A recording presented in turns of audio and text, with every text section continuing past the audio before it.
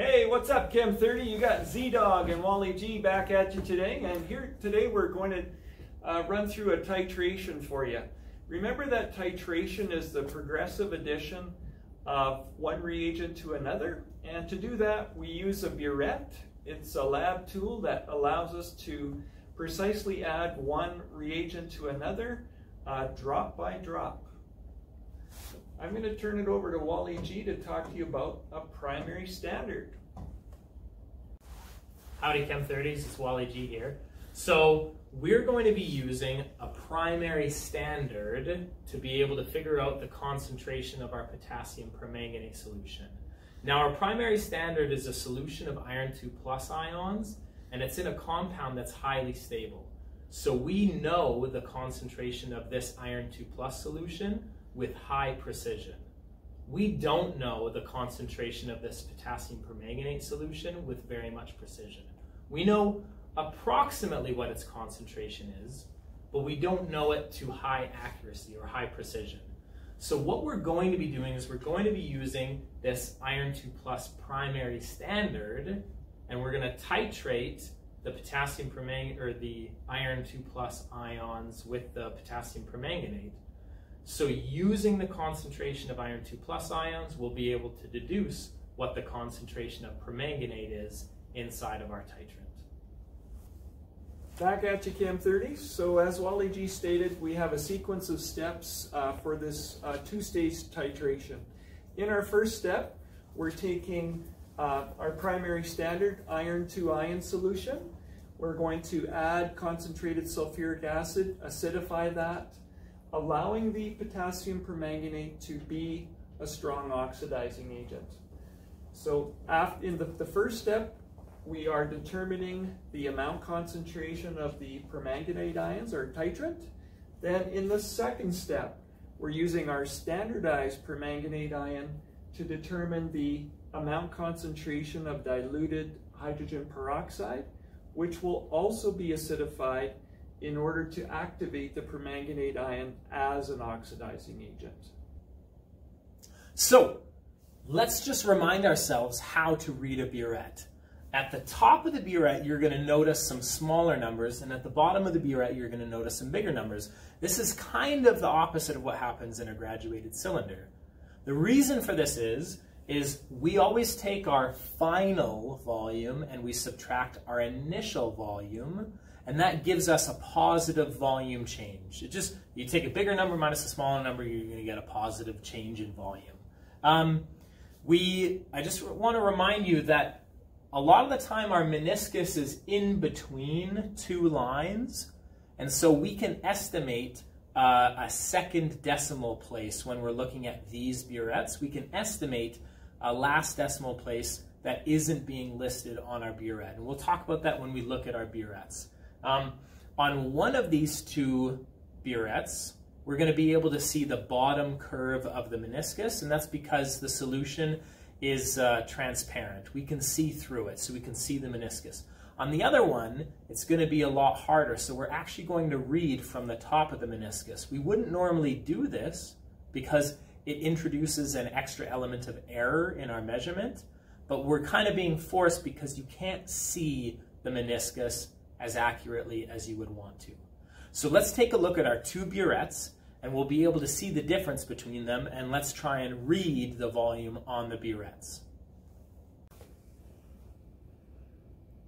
So this value is reading at about 3.97. We can see it's in between 3.9 and 4.0, so we can estimate it to be 3.97. Here we have potassium permanganate in the burette. As you can see, the titrant is quite dark, and therefore we can read to the top of the level of the fluid, and we're estimating the volume to be 2.50 milliliters. Okay, so we're just about ready to titrate. Before we do that, we have to prepare our primary standard solution. Now, we've already prepared kind of the primary standard solution earlier, but we did not add the acid that will be required to activate the permanganate ions and turn them into a really strong oxidizing agent. So we will have to do that. What I'm going to do is I'm going to take my iron 2 plus ions and I'm going to pour a certain amount of solution into a beaker so that I don't contaminate my original sample of iron 2 plus ions. So we need, the procedure says that we need 10 milliliters of the iron 2 plus ions, and we should be able to do that pretty swiftly.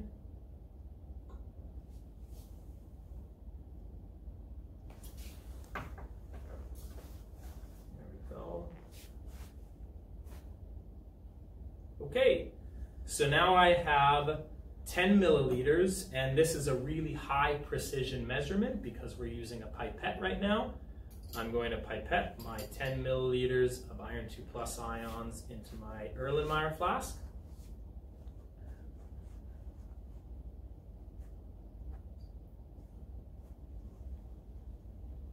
And there's a certain volume of iron 2 plus ions that are left in the tip, and it's calibrated to just leave that volume there. Now I have to add my acid, so I'm going to take 5 milliliters of sulfuric acid. Should be quite careful with the sulfuric acid. The sulfuric acid can be quite corrosive, and we're using a relatively high concentration of it. Perfect, that's 5 milliliters of sulfuric acid.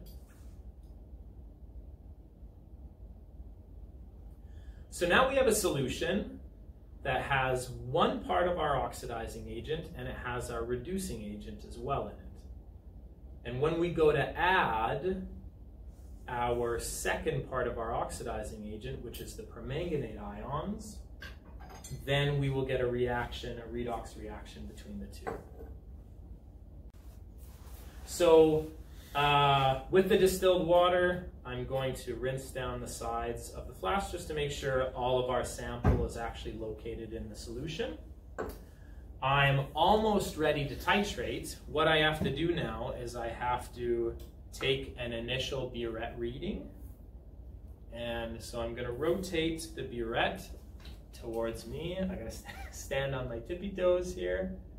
And I'm getting an initial burette reading of 2.6, and I'm estimating that last digit to be a 3.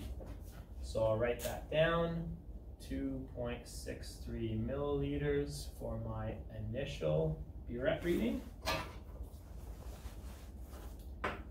Now what I can do is I can put my sample underneath it, and we'll go ahead and titrate. On my first trial, I'm going to overshoot the titration.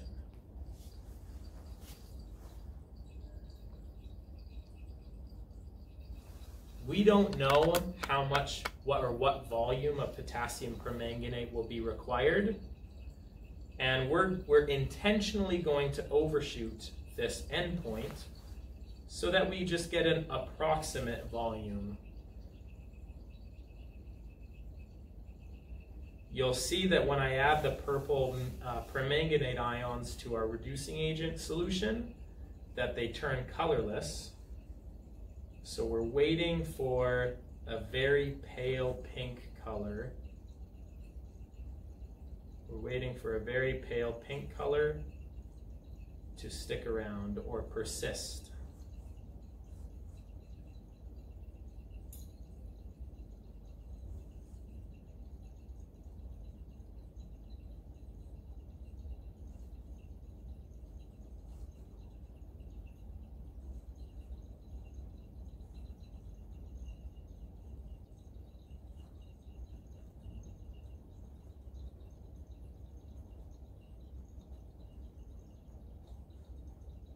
And I'm not gonna lie, I'm getting quite worried. I'm getting quite worried that we're gonna run out of titrant before we reach our endpoint. I can see the pink color starting to persist in our solution. There we go. And so we have, I don't know if you can see the color on the white background here, but we have overshot our endpoint. This is much more of a deep pink than we should get. And so this is an appropriate endpoint, or this is an overshot endpoint. And our new volume, our final volume, is 44.65. So our final volume is 44.65 milliliters.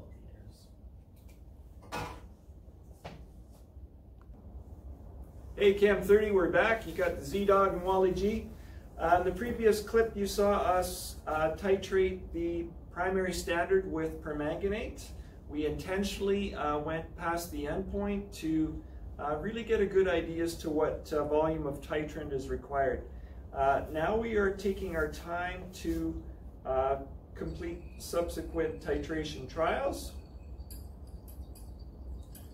We have pipetted the analyte and included concentrated sulfuric acid to enable the permanganate ion to be an oxidizing agent. And we have the careful, painstaking process of titration. Did you know that titration is part of one of the techniques in analytical chemistry? I just love analytical chemistry. Interestingly, a number of our alumni have gone on into careers in chemistry involving analytical chemistry. We're talking about forensics, pharmacology, agri-food, and biochemistry. So there you have it, a really practical and useful analytical tool. We're getting close to the end point now. So we slowed the burette to allow just about 1 drop per second, not to overshoot our endpoint.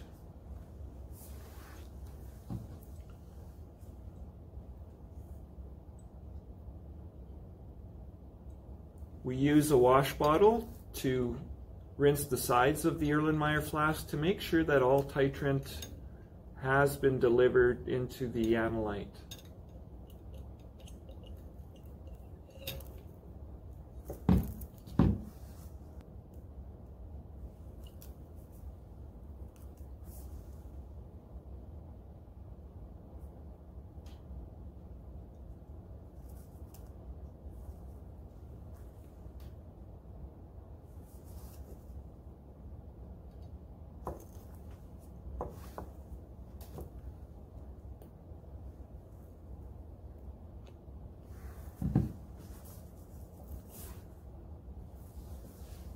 And I think we're there, finally. We've achieved our light pink endpoint.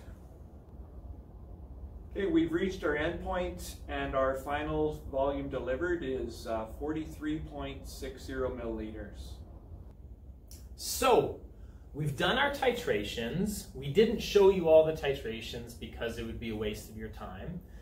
We just want to recap before we actually move on and show you the results. So just a reminder that we needed the primary standard iron 2 solution to be able to get the concentration of permanganate. Then in step 2 or part 2, we used the known concentration of permanganate to be able to titrate the hydrogen peroxide. Now, our goal is to be able to figure out the concentration of the hydrogen peroxide.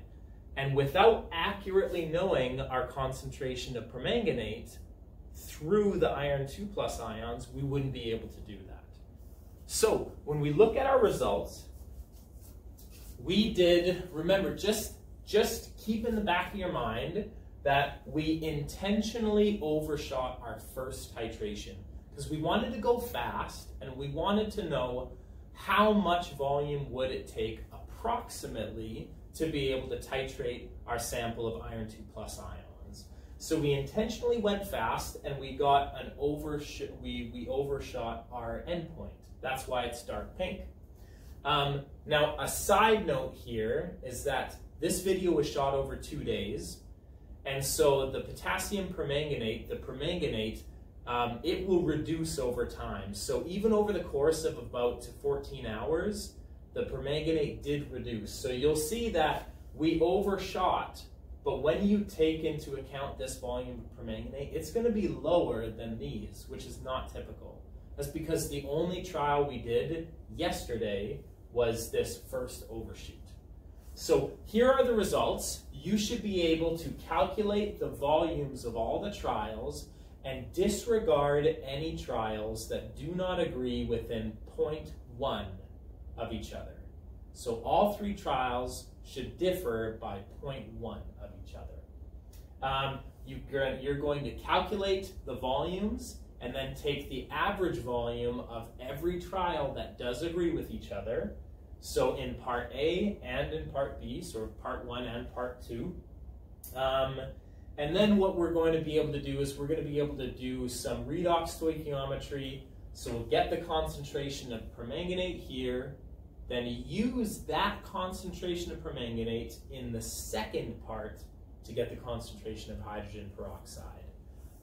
Just as a side note, these are not typical volumes. You'll see our volumes are in the 40s in part 1, and they're in the high 30s in part 2. These are not typical volumes. Typically we see around 10, 11, 12 milliliters with this batch. This was an old batch of potassium permanganate, and we didn't feel like it was useful for us to use to make a brand new batch of potassium permanganate for just this video.